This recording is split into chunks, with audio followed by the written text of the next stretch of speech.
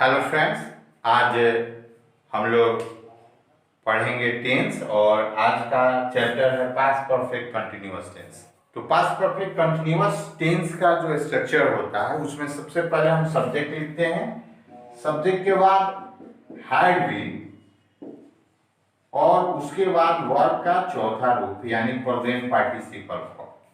ध्यान दीजिएगा, past perfect continuous का जो बनावट होता है वह सब्जेक्ट सबसे पहले लिखते हैं, सब्जेक्ट के बाद हैड बीन और उसके बाद वर्ब का चौथा रूप यानी वर्ब का प्रेजेंट पार्टिसिपल फॉर्म। इसमें ध्यान देने वाली बात यह है कि सब्जेक्ट चाहे किसी भी नंबर या पर्सन का हो, सबके साथ हैड बीन का ही प्रयोग करते हैं। यानी सब्जेक्ट अगर फर्स्ट पर्सन हो, थर्ड पर्सन हो या सेकेंड पर्सन हो, या अगर नंबर की बात करें तो अगर सिंगुलर नंबर हो या प्लूरल नंबर हो, सबके साथ हैड बीन और उसके बाद वर्ब का चौथा रूप यानी प्रेजेंट पार्टिसिपल फॉर्म। इसको हम लोग कुछ एग्जांपल से देखते हैं। जिससे राम थर्ड पर्सन का सिंगुलर सब्जेक्ट है तो उसके साथ भी हमने हैड बीन का प्रयोग किया, और वी फर्स्ट पर्सन का प्लूरल सब्जेक्ट है उसके साथ भी हम हैड बीन का ही प्रयोग करते हैं। यू सेकंड पर्सन का सब्जेक्ट है तो चाहे वो सिंगुलर हो या प्लूरल उसके साथ हम हैड बीन का ही प्रयोग करते हैं। यानी पास्ट परफेक्ट कंटीन्यूअस टेंस में सब्जेक्ट चाहे किसी भी नंबर या पर्सन का हो, सबके साथ हम हैड बीन का ही प्रयोग करते हैं और उसके बाद वर्ब का चौथा रूप यानी प्रेजेंट पार्टिसिपल फॉर्म। अब हम लोग देखते हैं कि पास्ट परफेक्ट कंटीन्यूअस टेंस का प्रयोग कहां होता है। तो पास्ट परफेक्ट कंटीन्यूअस टेंस का प्रयोग वैसी क्रिया के लिए किया जाता है जो पास्ट टाइम में बोलने के समय के पहले से शुरू हुई और या तो बोलने के समय तक जारी हो या उससे थोड़ा देर पहले समाप्त हुई हो। Past perfect continuous tense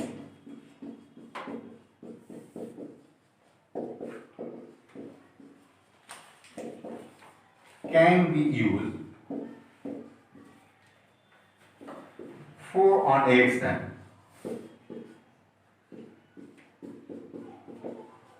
which began before the time of speaking in the past and continued up to that time or stop just before it। वैसी क्रिया के लिए जो शुरू हुई हो, begin before the time of speaking the past, past time में बोलने के समय के पहले शुरू हुई हो begin, और continue up to that time और उस समय तक जारी हो, या स्टॉप जस्ट बिफोर इट या उसके ठीक पहले यानी बोलने के समय के ठीक पहले समाप्त हुई हो। इसको हम एग्जांपल के माध्यम से देखते हैं।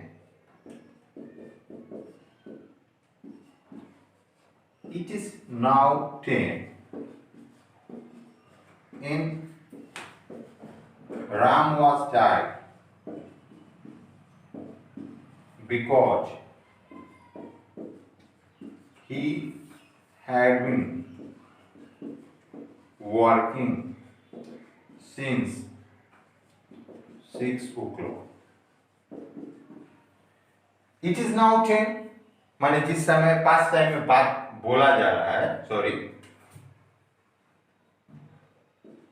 इट वॉज नाउ 10 माने पास्ट टाइम में जिस समय बात की जा रही है उस समय 10 बजा था और राम वॉज टायर्ड, राम थका हुआ था, because he had been working since 6 o'clock, क्योंकि वह 6 बजे से कार्य कर रहा था।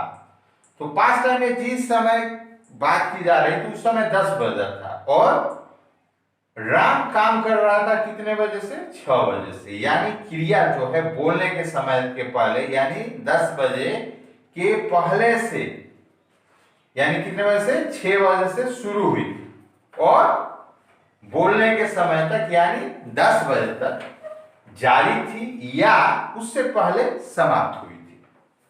एक और एग्जांपल देते हैं, इसको ध्यान से देखिएगा।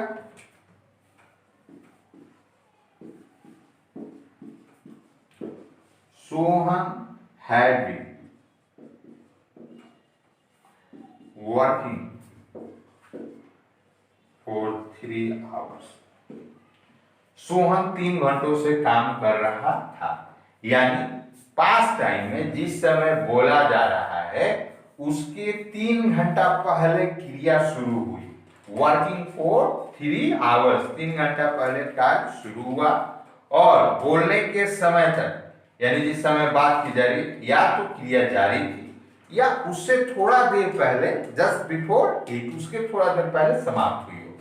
तो पास्ट परफेक्ट कंटीन्यूअस टेंस का प्रयोग वैसी क्रिया के लिए किया जाता है जो पास्ट में बोलने के समय के पहले शुरू हुई हो, which began and continued up to that time, और उस समय तक यानी बोलने के समय तक जारी हो या stop just before it या उससे थोड़ा देर पहले समाप्त हुई हो। इसको हमने एग्जाम्पल के माध्यम से समझा। अब यहाँ पे मैं आपको एक बात बता देना चाहता हूँ। अभी हमने पास्ट परफेक्ट टेंस का अध्ययन किया इसके पहले, तो पास्ट परफेक्ट टेंस में भी हमने इसी चीज को पढ़ा कि past perfect continuous past perfect tense का प्रयोग भी वैसी क्रिया के लिए होता है जो विगत में बोलने के समय के पहले शुरू हुई हो और बोलने के समय तक जारी हो या उससे पहले समाप्त हुई हो। तो जिस सेंटेंस को हमने पास्ट परफेक्ट कंटीन्यूअस टेंस में लिखा उसको हम पास्ट परफेक्ट टेंस में भी लिख सकते हैं। यानी हम लिख सकते हैं कि it was now 10 and Ram was tired because he had been के बदले हम लिख सकते हैं ही हैड व्हाट, यानी he had what, had subject plus had plus verb का तीसरा रूप past participle form since 6 o'clock।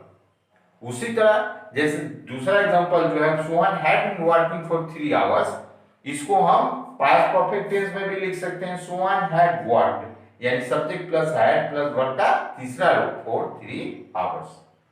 तो जो पास्ट परफेक्ट कंटीन्यूअस टेंस है और जो पास्ट परफेक्ट टेंस है उसमें कुछ समानताएं हैं जिसका अभी मैंने आपको जिक्र किया। अब यहाँ पे इन दोनों में कुछ अंतर भी है। अभी हमने देखा कि पास्ट परफेक्ट कंटीन्यूअस टेंस और पास्ट परफेक्ट टेंस में कुछ समानता भी है तो कुछ असमानता भी है, यानी दोनों में कुछ अंतर भी है। उसको हम लोग कुछ एग्जांपल के माध्यम से देखते हैं। जैसे मैंने एक सेंटेंस लिखा Ram had repaired the engine,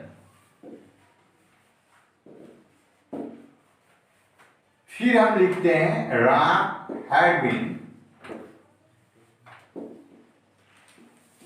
repairing the engine. यह जो सेंटेंस है Ram had repaired the engine, यह पास्ट परफेक्ट में है, यानी subject plus had plus verb का तीसरा रूप। और जो दूसरा एग्जांपल आपके सामने है राम हैड बीन रिपेयरिंग, यह पास्ट परफेक्ट कंटीन्यूअस में subject plus had been plus verb का चौथा रूप। तो अंतर क्या है कि Ram had repaired the engine यह बताता है कि जो इंजन के रिपेयर करने की क्रिया है वो समाप्त हो चुकी है, हैड रिपेयर्ड द इंजन।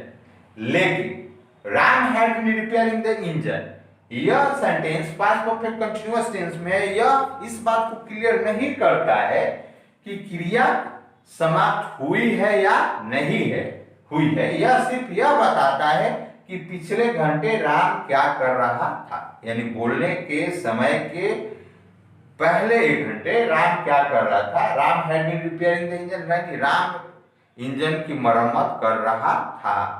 यह नहीं बताता है कि इंजन रिपेयर करने का काम समाप्त हुआ या नहीं। लेकिन जब हम उसको पास्ट परफेक्ट टेंस में बोलते हैं तो बताता है कि Ram had repaired the engine, यानी राम ने इंजन का रिपेयर कर लिया था, यानी उसकी मरम्मत कर ली थी, यानी यह क्रिया समाप्त हो चुकी थी।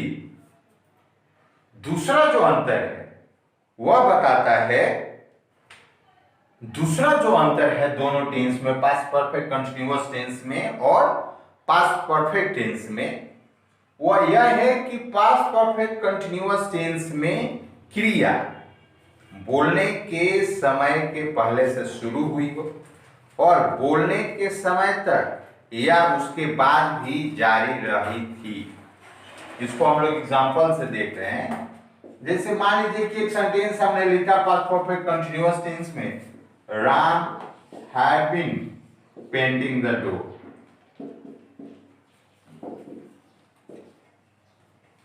यह सेंटेंस जो है वो पास्ट परफेक्ट कंटीन्यूअस टेंस में है। Ram had been painting the door यानी subject plus having plus verb का चौथा रूप पेंटिंग द डोर। यहां पे यह बताता है कि क्रिया बोलने के समय के पहले पास्ट टाइम में शुरू हुई और बोलने के समय तक यानी हैविंग पेंटिंग द डोर यानी जिस समय पास्ट टाइम में बात बोला जा रहा था उस समय तक जारी थी, या हो सकता है कि उसके बाद भी वह क्रिया जारी रही हो। Ram had been painting the door, Ram दरवाजा पेंट कर रहा था, यानी यह पास्ट टाइम में बोलने के समय के पहले शुरू हुई और या तो बोलने के समय तक जारी थी या उसके बाद भी जारी रह सकती है। लेकिन पास्ट परफेक्ट टेंस में अगर इस सेंटेंस को हम लिखते हैं, Ram had painted the door, तो इसका सेंस होता है कि क्रिया या तो बोलने के समय के तुरंत पहले समाप्त हुई है। Ram had painted the door यानी जिस समय पास्ट टाइम में बात बोली जा रही थी, जिस समय का उल्लेख किया जा रहा है, उसके थोड़ा देर पहले तक काम समाप्त हो चुका था, यानी दरवाजा पेंट किया जा चुका था। या बोलने के समय और जब काम खत्म हुआ उसके बीच हो सकता है कि कुछ अंतराल भी हो, कुछ लंबा अंतराल भी हो। जैसे Ram had painted the door यानी राम ने दरवाजा पेंट कर लिया था, हो सकता है कि बोलने के समय के थोड़ा देर पहले समाप्त हुआ हो या काफी समय पहले समाप्त हुआ हो। लेकिन जो पास्ट परफेक्ट कंटीन्यूअस टेंस है वह यह कहता है कि क्रिया बोलने के समय तक जारी रह सकती है या उसके बाद भी। तो यह था पास्ट परफेक्ट कंटीन्यूअस टेंस। आशा है कि आपको समझ में आ गया होगा। इसको एक बार फिर से दोहरा देते हैं। पास्ट परफेक्ट कंटीन्यूअस टेंस का प्रयोग वैसी क्रिया के लिए होता है जो पास्ट टाइम में बोलने के समय के पहले शुरू हुई हो और बोलने के समय तक जारी हो या उसके थोड़ा देर पहले समाप्त हो चुकी हो। जैसे मैंने आपको एग्जांपल दिया, मैंने यह भी बताया कि जो पास्ट परफेक्ट कंटीन्यूअस टेंस है उसके लिए हम पास्ट परफेक्ट टेंस का भी प्रयोग कर सकते हैं। यानी पास्ट परफेक्ट टेंस में भी हमने पढ़ा कि वैसी क्रिया जो पास्ट टाइम में बोलने के समय के पहले शुरू हुई हो और बोलने के समय तक जारी हो या उसके तुरंत पहले समाप्त हुई हो, तो उसके लिए भी हम पास्ट परफेक्ट टेंस का प्रयोग कर सकते हैं। लेकिन पास्ट परफेक्ट टेंस में और पास्ट परफेक्ट कंटीन्यूअस टेंस में कुछ अंतर भी है। जैसे कि मैंने पहला अंतर बताया था कि पास्ट परफेक्ट टेंस जो है यह बताता है कि क्रिया बोलने के समय तक समाप्त हो चुकी थी, लेकिन पास्ट परफेक्ट कंटीन्यूअस टेंस यह क्लियर नहीं करता है कि क्रिया समाप्त हुई थी या नहीं हुई थी। जैसे हमने एग्जांपल के माध्यम से देखा। जो दूसरा अंतर है वह यह बताता है कि पास्ट परफेक्ट कंटीन्यूअस टेंस में क्रिया बोलने के समय तक या उसके बाद भी जारी रह सकती है। जैसे Ram had been painting the door यानी दरवाजा जो पेंट कर रहा था बोलने के समय तक या उसके बाद भी वह काम जारी था। लेकिन पास्ट परफेक्ट जो टेंस है उसमें यह बताता है कि क्रिया जो है बोलने के समय के थोड़ा पहले समाप्त हो गई हो या बोलने के समय और क्रिया के समाप्त होने के बीच लंबा अंतराल भी हो सकता है। तो आशा है कि आपने यह टेंस समझ लिया होगा और कोई कमी हो या आपको समझ में ना आया हो तो इसको आप कमेंट बॉक्स में निश्चित रूप से बताएंगे। और आशा करते हुए कि आप स्वस्थ होंगे और बेवजह घर से बाहर नहीं निकलेंगे। आज के लिए इतना ही, धन्यवाद।